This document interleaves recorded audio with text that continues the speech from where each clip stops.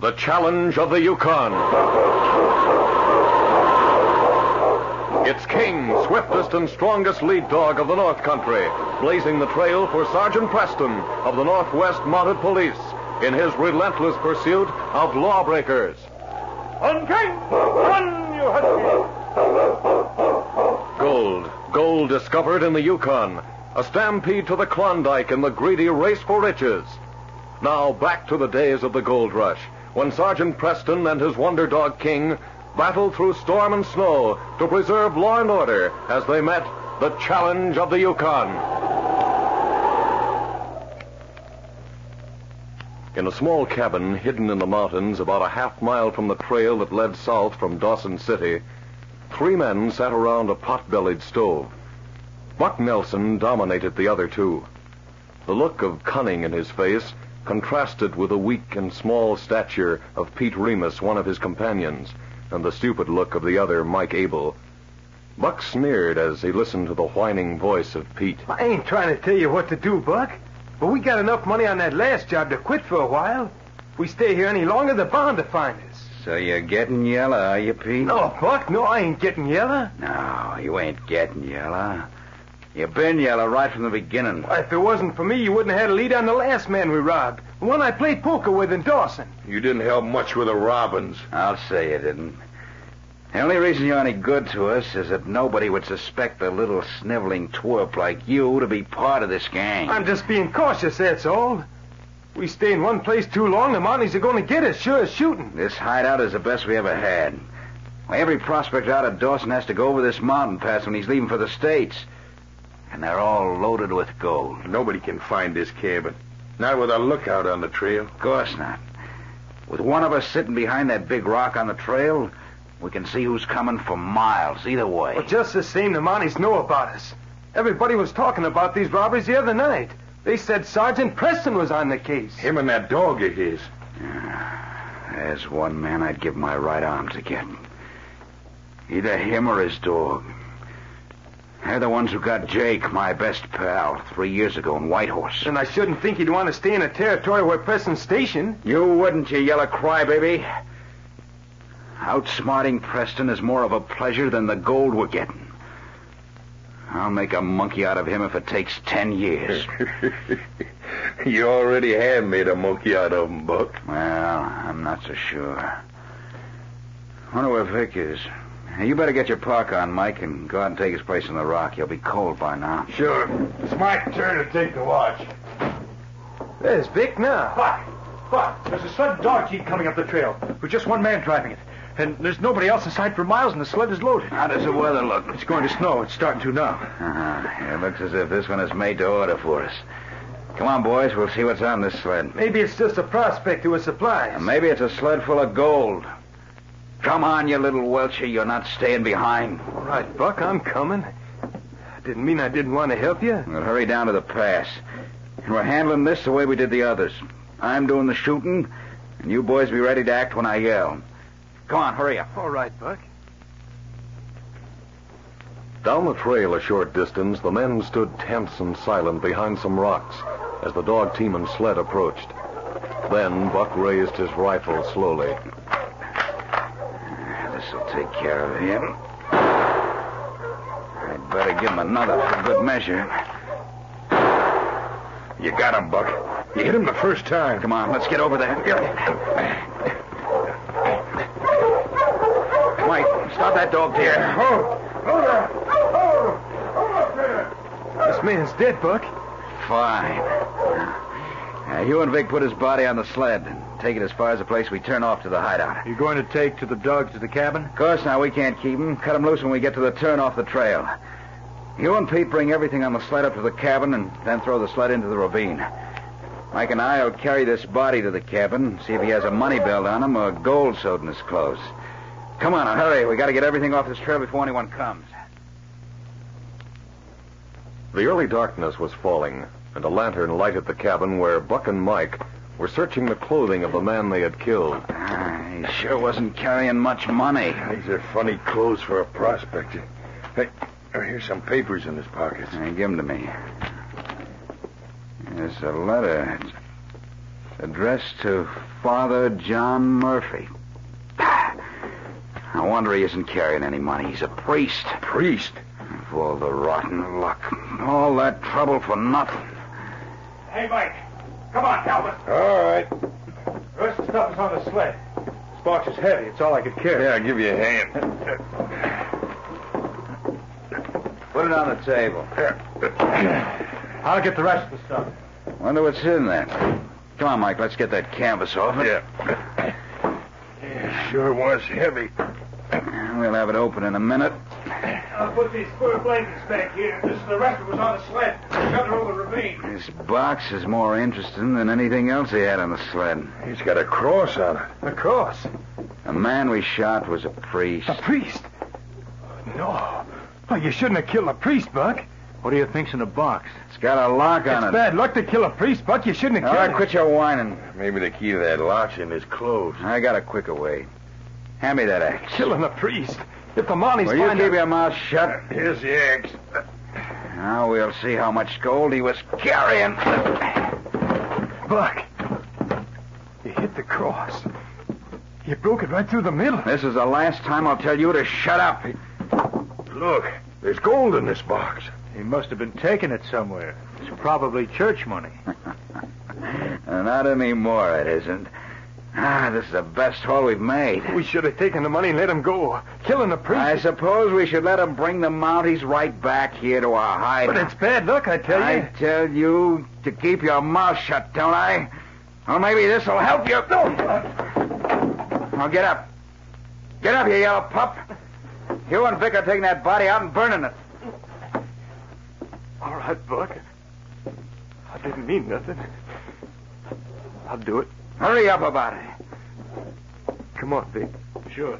You take his feet. Get those bags of gold out of there, Mike. Yeah. Divide that stuff right now. It's hot in here. I'm going to take my park off. Hey, there's 9 bags of it. 9 bags, huh? Kind of hard to divide 4 ways. Be a lot easier to divide it 3 ways, wouldn't it? What do you mean?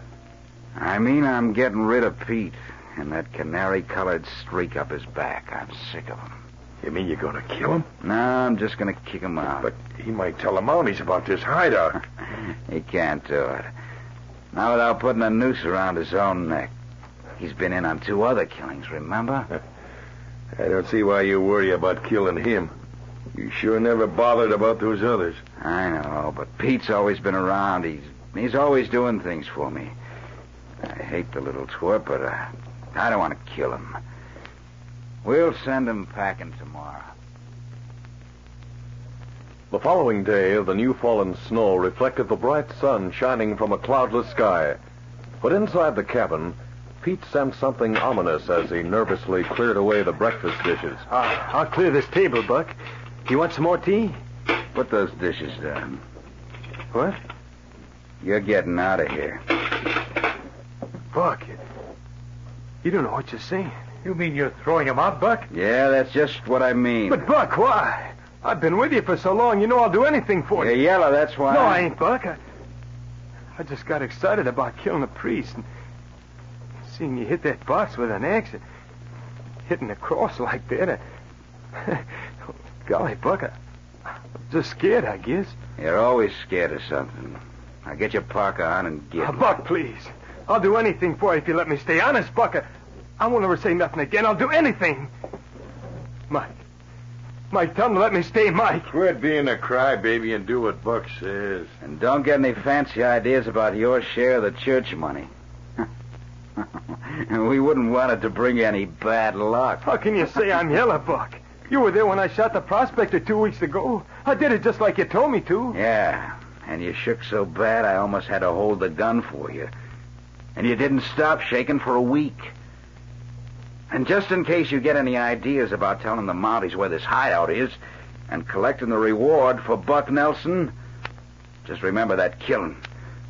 And remember how it'll put a rope around your neck. You know I'd never tell where you were, Buck. See that you don't.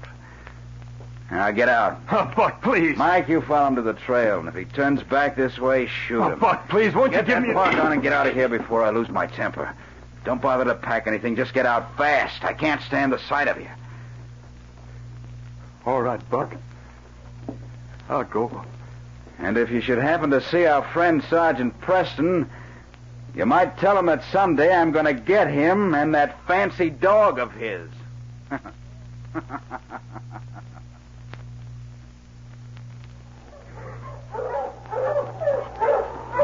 Sergeant Preston of the Northwest Mounted Police was driving his dog team along the trail when he suddenly noticed a man floundering about aimlessly in circles off the trail. Then the Mountie heard his cry. Help! Help me! Help! What's the team, boy? Stay here, King. Putting on his snowshoes, the Mountie soon reached the man who was waist high in the deep snow. Help me! Help! I'm coming. What's wrong with you? I can't see. I'm snowblind. I got off the trail. Snowblind? And you're out here all alone? Or where'd you come from? What? The mountains. I don't know where I am. I forgot my sun goggles and the sun. You couldn't help but go snowblind on a day like this without your goggles here. I'll take your arm and get you back to the trail. Are we far from the trail? No, not very. You've been going around in circles. What time is it? Late afternoon. Where do you live? I'm on my way to Selkirk. Selkirk? But you can't get to Selkirk without a dog team. You haven't even got a pack. I lost it somewhere after I went blind. Oh. You had anything to eat? Not since breakfast. Is that your dog team? Yes, it is. Are you going south? No, I have to go north of here to an Indian village, but it's too far for you to go. You're half frozen and your eyes need attention. But I can't see. I can't go out alone. There's a roadhouse on the trail a couple of miles from here. You can go there. You mean you'll take me back? Well, I know I can't do that. It would take too much time. But I can send my lead dog back with you. I won't need him. I may be back late tomorrow night. I can pick him up then. You're sure you know where to take me? Oh, yes, he knows Jim Taylor's name. He'll know what I mean. Now, you better sit down and rest. I'll bind up your eyes. Yeah, it's a good thing you came along. Who are you? Why, my name's Bill. This dog of yours must be plenty smart. He'll take me back to that roadhouse all alone. He will if I tell him to. There. Now, keep that scarf around your eyes. Yeah. When you get to the roadhouse, Jim Taylor will fix them for you. When'd you say you'd be back to pick up the dog? Well, I'll try and get back tomorrow night. You'll be better by tomorrow, so if you don't feel too weak, you can go ahead wherever you're going. Just leave King with Jim. Is that his name? The dog's, King? Yes. Oh, we weren't calling you yet, old boy. Seems to me I've heard about a dog named King. Well, lots of dogs are called that. Now, I'll give you something to eat before you start out. You'll remember to leave King with Jim, won't you? Oh, sure. I'll leave him there, don't worry. Pete's heart beat fast with excitement as he stumbled along the trail after the big dog. If only his eyes got better in time, he could find out at the roadhouse if this were the dog he thought it was. King didn't like to leave his master, but he was trained to obey him, so he led the way dutifully to the door of Jim Taylor's roadhouse. Here, we made it. Now if I can find the door. Hello, who is it? Is this Jim Taylor's roadhouse? Yes, come in. But I can't... Oh, wait. I'll help you. Something's wrong with your eyes. It's dark. I couldn't see you. Come in, come in. I'm snowblind. I'll be all right pretty soon. Why, this is King. You must have met Sergeant Preston. Didn't he come back with you? Sergeant Preston? Yes, King here is his lead dog. Oh, Sergeant Preston, the Mountie. Oh, yeah, sure, I met him. He's a good friend of mine. Sit down here. You must be tired. Yeah, thanks. Yeah, I am tired. Went blind, lost my pack. Preston found me. You were lucky. He was in a hurry to get up to the Indian village, or I'm sure he'd have brought you back. Yeah, that's why he sent the dog. Well, King is just as good as a man. Are you going to meet Preston back here? No, he said he was going straight back to Dawson City. He said to bring King back there when my eyes were better. I'll fix your eyes for you. They'll be better by tomorrow morning. I hope so. And after I fix them, you better have some supper. It was early the following morning that Pete left the roadhouse with King on leash. The big dog was puzzled about Pete, as he no longer had to lead him. But his master had told him not to leave this man, so he trotted along obediently. As Pete made his way back toward the mountain hideout, he remembered Buck's words. Sergeant Preston. Yeah. There's one man I'd give my right arm to kill. Either him or his dog. Yeah, the dog. Outsmarting Preston is more of a pleasure than the gold we're getting. Now he'll take me back with him. Now Buck won't think I'm yellow. Keep right on going, King. But we're making a wide circle. I'm not taking a chance on crossing that Mounties trail. Not a chance, King. Darkness was approaching as Pete went up the secret trail to the cabin hideout. Mike came out of the cabin door. Pete, what are you doing here? Is Buck in the cabin? No, he's up in the lookout. He and Vic. I gotta put this dog in the cabin, quick. Hey, where'd you get that? I'll tell you in a minute. All right, King, go on in. Preston's coming soon. There, we got him. Why are you doing that? Whose dog is it? You'll be surprised when I tell you. Oh, here comes Buck now. Thought I told you to get out and stay out. Why'd you come back here? I think you're gonna change your mind about me, Buck. You're lucky we didn't plug you. Vic and I watched you coming up the trail. What'd you do with the dog you had? He's in the cabin. I brought him back to give to you for a present. Listen, you fool. Take that cur and get out of here. If Vic hadn't argued with me, I'd have sent a bullet through you for coming back. Buck. You said you'd give your right arm to get Sergeant Preston.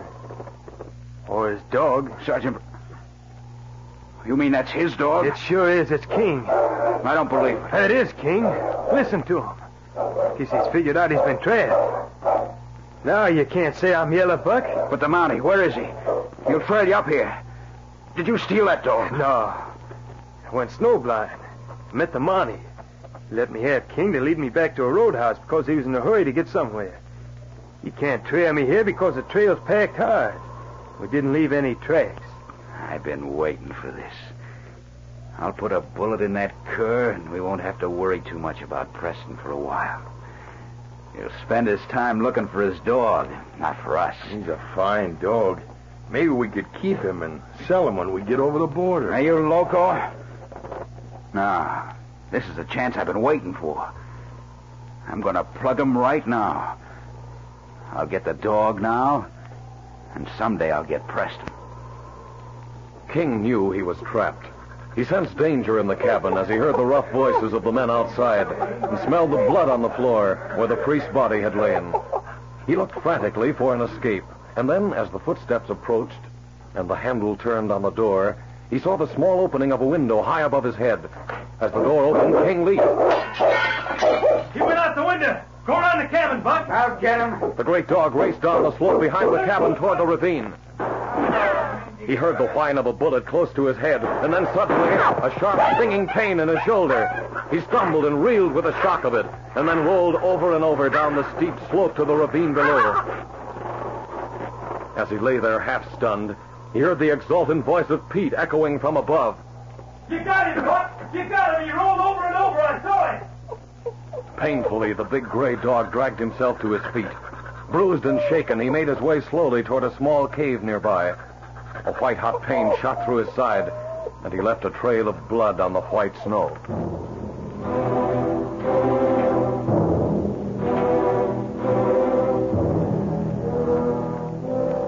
It was later that night when Sergeant Preston got back to Jim Taylor's roadhouse. Jim, you here? That you, Preston? Yes. Came back to pick up King. King? But he's gone. He isn't here. What? Didn't the man bring him here and leave him? The man was snowblind? He must have misunderstood you. He said you told him to bring King back to Dawson, to the police barracks. But he didn't know who I was. I didn't tell him I was a Mountie, and he couldn't see. I purposely didn't tell him. But why? Too many people are anxious to get King away from me, Jim. I told this man to leave King here with you. Oh, Sergeant, it's all my fault. I asked him if he'd met you. That's Oh. how he found out the dog was yours. He couldn't have taken King away from here for any other reason except to kill him or steal him. Oh, Sergeant, I'm sorry. It's all my fault. I better get back to Dawson. If King gets away, that's where he'll come. Don't you think you'd better wait till morning? No, there's a bright moon. Well, don't worry about it, Jim. It wasn't your fault. I'll start for Dawson right away. King lay quietly in the cave, licking his wounds. The bright moonlight cast black shadows on the snow in the ravine. Suddenly, the form of a wolf emerged from one of them. His nose sniffed the air as the smell of fresh blood drifted to him. He was lean and hungry, and he followed the scent until he came to the trail of blood in the snow. It was then that he threw back his head, and a long howl broke the stillness.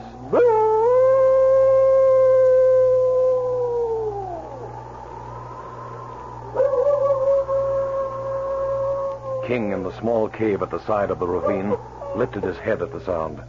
A low growl rumbled in his throat, and the fur on his back rose as he crouched, waiting, the pain of his wound forgotten with this new danger that faced him. He waited silently, his ears pricked forward, and then he saw the shadow of the wolf before the cave. Gathering every bit of his remaining strength, he launched forward quickly. His jaws clamped on the throat of the wolf, and they rolled snarling in a heap. The wolf tried frantically to rid himself of the iron jaws choking out his life. He thrashed about wildly, throwing the great dog from side to side, but King held on. Gradually, the wolf grew weaker, and then everything was still. King's jaws loosened, and too weak to move, he lay quietly beside the lifeless gray body.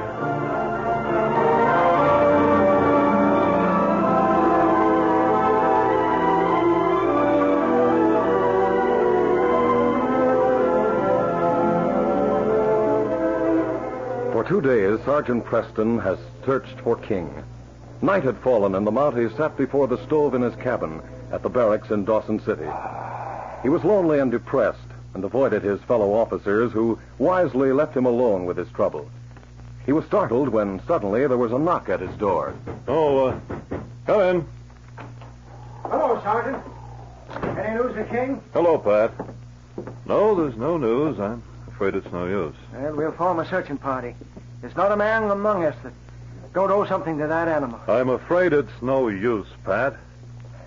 If King were alive, he'd get back to me somehow. Guess you're right. Did you come here for anything special, Pat? Sure, Sergeant. Hate to add to your troubles, but we're worried about Father Murphy.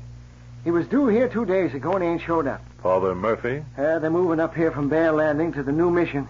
Just been built here. Oh, yes, I know about that. Wasn't very far, and he was bringing the church funds himself. Uh-huh. Of course, maybe something delayed him, and he'll show up tomorrow. What? Pat, did you hear something, or am I just imagining it? It's King. That's his bark. Pat, it's King. King, old fella, you got back. Glory, King, come here, boy. Let me look at you. Yeah, he's got dried blood all over him. Look at his chest. Yes, his head's cut. He's been shot. Bullet grazed his sides, quite a deep wound. Poor fella. This blood here on his chest, I guess that's that. Some other animal. He must have fought with something. Who would shoot King, do you suppose? If I find out, I pity him. Let's have a look at you, fella. Poor King. Now, hold still, boy. Well, you've done a pretty good job of fixing this wound yourself. Kept it clean by licking it. Easy, fella. These cuts on his head need attention, though. Lie down, old boy. You're tired out. Easy. Let me get some of the boys together, Sergeant. We'll get the devils that did this. I'll have to fix these cuts on King, and he's going to need rest. We'll have to take him with us. He'll show us how to get back to the place where he was hurt. I think if he rests all night, he'll be able to go. Is there any sign of snow, Pat? No, there's not a cloud in the sky. Then we'll wait till morning so King can rest. There's just a chance we can backtrack King and find the people responsible for this. I'll round up some of the boys. They'll all want to do it. You know, there's a reason someone would try to get King. This may be the gang of men we've been after, Pat. The men committing the robberies in the mountains. Maybe they got Father Murphy. Get the boys together if you want to and tell them to come armed. We may have a fight on our hands. The following morning, Pat and 2 other men went with Sergeant Preston as they backtracked King. The great dog seemed to know where his master was going and led the men back the way he had come. It was afternoon when they finally reached the ravine after a difficult trip cross-country. Look, boys, here in front of this cave. It's a wolf. This is what King fought. Must have tried to kill him after he was shot. It's a big one, too. King must have holed up here for a day or two until he was strong enough to travel. Look, Sergeant, up that slope. Something's rolled down it. Look at the snow. Well, that must have been where King was shot. Think we can get up there? Sure, that ain't steep. All right, boys, come on. Come along, King.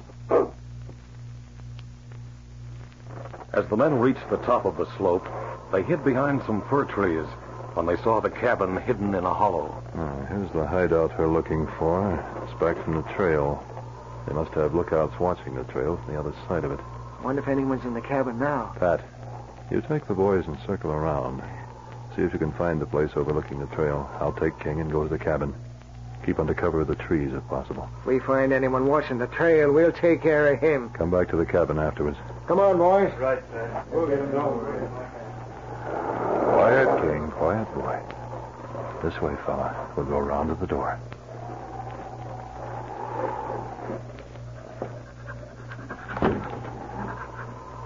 Oh, nobody here. I guess we'll just stay here and wait. It was a short time later that Sergeant Preston heard footsteps approaching. King whined and wagged his tail so the sergeant knew it was Pat. Sergeant Preston, you all right? Yes, there was nobody here. Well, we got 2 men sitting behind some rocks overlooking the trail. Oh? The boys are tying them up and gagging them. We heard them say something about someone called Buck who's coming up the trail. He and another man are probably coming here. That's fine, Pat. I'll be quiet and stand beside the door there in the shadows. I found something in this cabin, and I think these are the men we're after. Here, King. Beside me, fella. Quiet, King. Quiet, boy. Someone's coming. Got my flag, Pete? Yeah, I got it.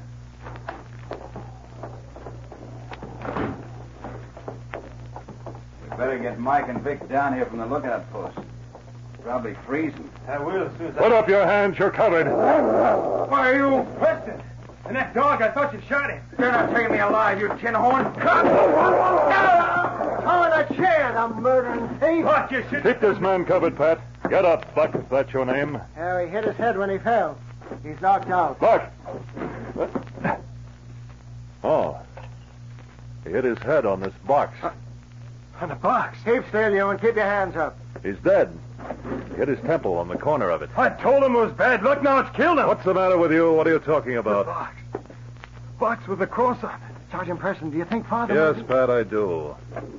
That's what I meant when I said I found something in this cabin. This box belonged to a church. I didn't want Buck to kill him. We didn't know he was a priest. The dirty rat. Buck killed Father Murphy? Yes, yes.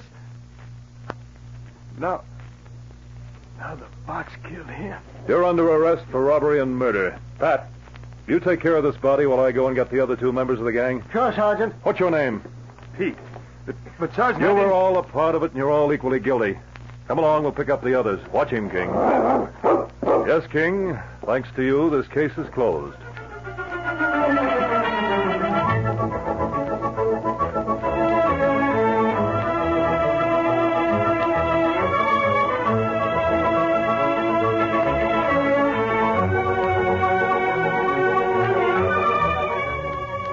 The Challenge of the Yukon is a copyrighted feature originated by George W. Trendle and brought to you each week at this time.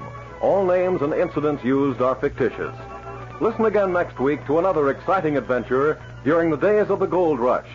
The part of Sergeant Preston was played by Paul Sutton. Fred Foy speaking. This program came to you from Detroit. Out of the frying pan into the fire. That's a saying that can readily apply to John J. Malone, the hero of ABC's Saturday night thriller, Murder and Mr. Malone. This fabulous lawyer and criminologist, whose favorite hobby is playing detective, no sooner gets himself disentangled than he becomes involved in another grisly mystery adventure. Blackmails, beatings, and bad characters. They are 3 B's not uncommon in the life of Mr. Malone. And speaking of characters, Malone meets up with many. Every case he goes on is different, and everyone is crowded with minute after minute of thrilling adventure, suspense, and intrigue.